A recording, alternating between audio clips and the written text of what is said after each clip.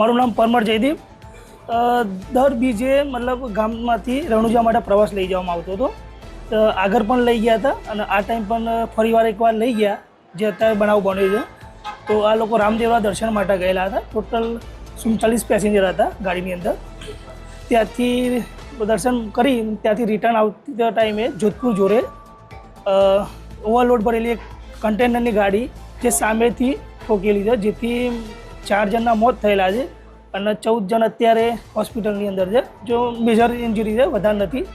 અને અત્યારે 4 અહીંયાના ગુજરાતના છે ને એક ત્યાં રાજસ્થાનનું ભાઈનું મરણ થયેલું છે. પરેશભાઈ નરસિંહભાઈ પગી, રૂપણ, તાલુકો ધનસુરા, જિલ્લો અરવલ્લી.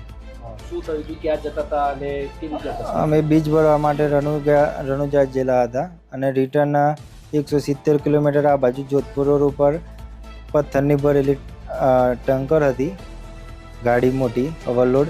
એ બહુ રોંગ સાઈડ આવતો હતો ને એને આવીને જ સીધું અમારા પર ઠોકી દીધી. કેટલા લોકો જઈ રહ્યા હતા અને કેટલા લોકો? 56 સીટર બસ હતી લક્ઝરી. કેટલા લોકો સવાર હતા અંદર? અમારે 56 માણસો હતા. અહીં મોડાસા કેટલા લાયા છે? મોડાસા અત્યારે હાલ 14 માણસો લાયા છે અને બીજા ઓછું વાગ્યું છે એમને ડિસ્ચાર્જ કરીને ઘેર લઈ ગયા છે.